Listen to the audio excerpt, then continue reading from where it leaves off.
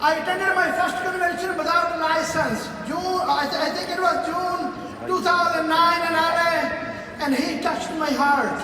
Amazing, amazing leader. And that's where I made the decision, I want to go all in. Look at his performance. SEVC, $1 million earner, 259 SMDs in team, 83 ring honors, a great leader from Beverly Hills, USA, Dan Introducing at MGM's Grand Garden Arena, Senior Executive Vice Chairman, Dan Charlier.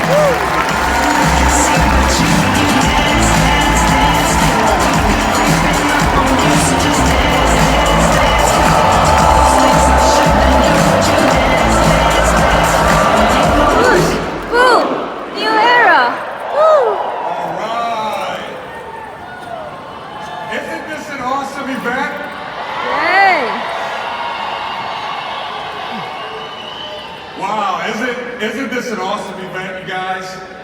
I gotta tell you guys that every time I come to the convention like this, I get so excited, I get so fired up, but I'm always thinking about these events in our lives that are life-changing events, and I'm so grateful that back in 1998, Christiana Mylett got my phone number.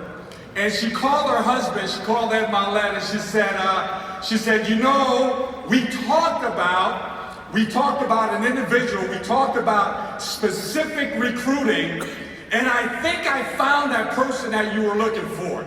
And gave Ed my number, right? And I remember on a Sunday night down in Crash Fire Rescue, and I had been in the military for 13 years. I want to show you guys this. I've been in the military for 13 years, and five of those years, I did special duty. You know, once I went in the Marine Corps in 1987, I graduated boot camp. I told my drill instructors I want to be a drill instructor. 3 years later, I became a Marine Corps drill instructor. A couple years later, the Marine Corps was looking for a new Color Sargent Marine Corps. Entrusted in carrying the colors at the White House. I competed for that, went there, and I became the 23rd Color Sergeant Marine Corps. And I had such a great time. I had such a great time, but behind in my mind, I was always struggling financially behind in my mind. I want you to think about this. I'm at the White House carrying the colors for the President of the United States, but still I'm thinking to myself, I'm struggling financially. I don't know how I'm going to pay my bills.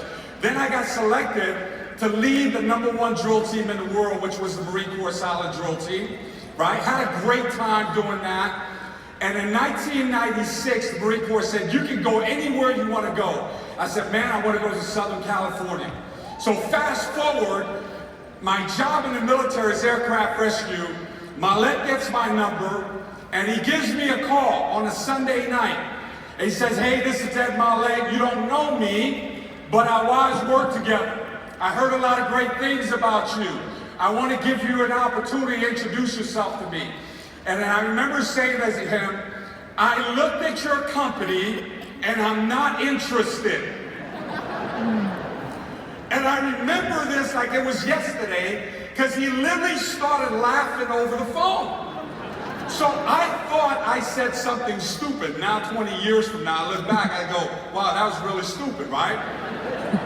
And he starts laughing over the phone, and he quiets down his voice, and he says, Dan, I know you're not interested.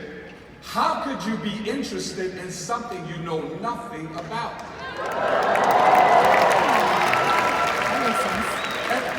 And I remember thinking to myself, wow, that was stupid, right? That I said that. And then he said these words to me, and I want you to think about this.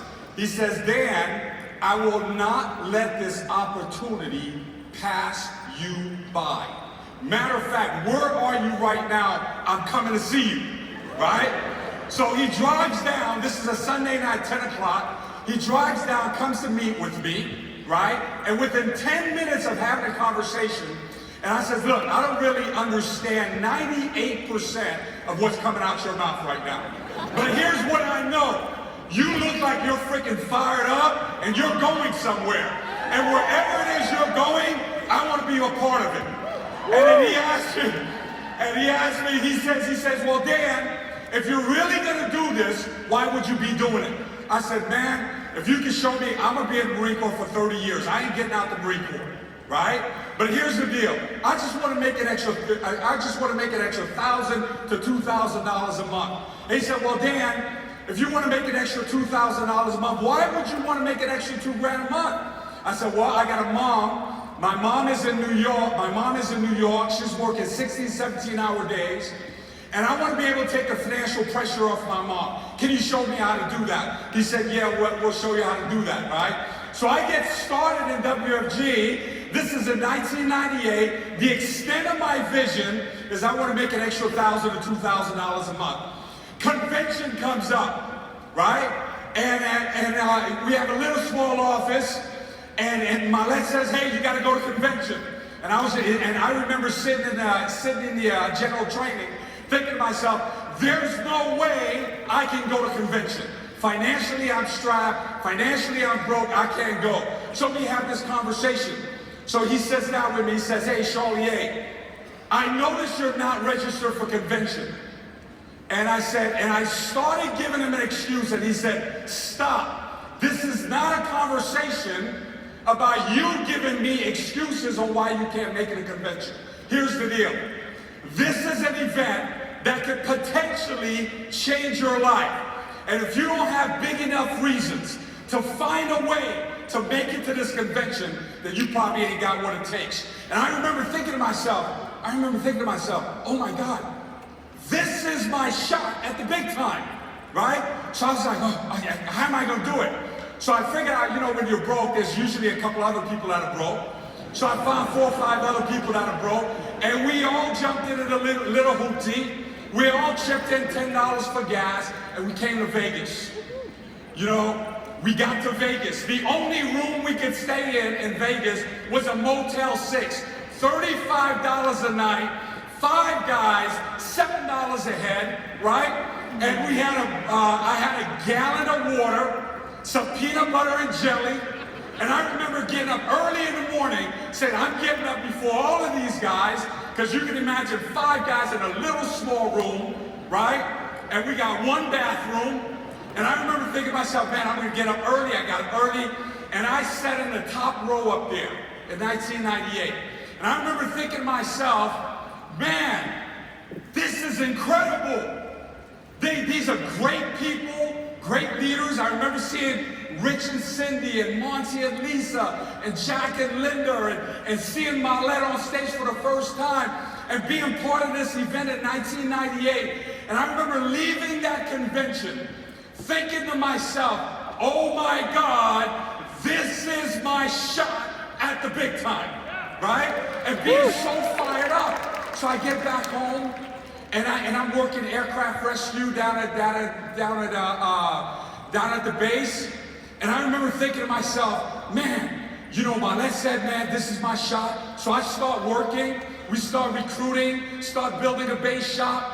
And in January 1999, something crazy happened, right? So I wasn't licensed. I had all these people come to meetings. I wasn't licensed, wasn't making any money. We were always talking about where we're going 5, 10, 15 years from now. We never talked about making money now, right? We're like, look, if you pay the price now, what's your life gonna look like 5 years from now? What is it gonna look like 10 years from now?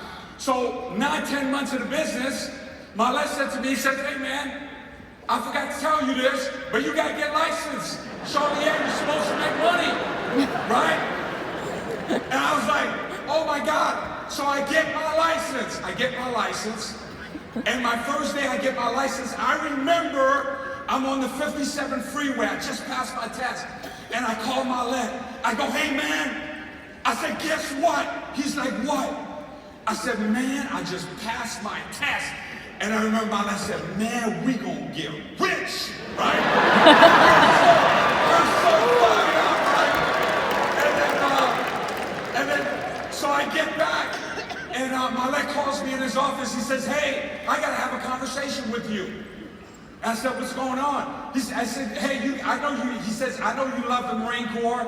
You know, I used to say, you cut me, I bleed green, right? I'm gonna do this for 30 years. 3 years ago would have been my 30th year in the Marine Corps. And Mylett says to me, he says, hey, you gotta get out. You gotta go full time. This is your shot, Charlier, but you can't have 1 foot in and 1 foot out. You can't get to second base with your foot on first.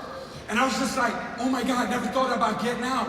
Right? And he says, you got to go for it. And I said, well, you know, I love the Marine Corps and all this stuff. He said, look, Dan, here's the deal.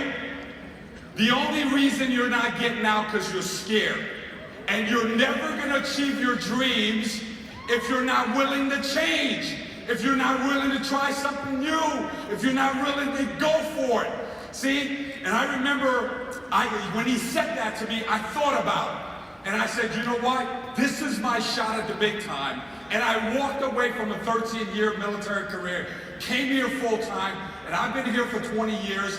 And I want to let you know, whether you're part-time, this is your first time seeing it, 5 years seeing it, 10 years seeing it, this is your shot at the big time, and you're one recruit away from an explosion. Thank you, guys.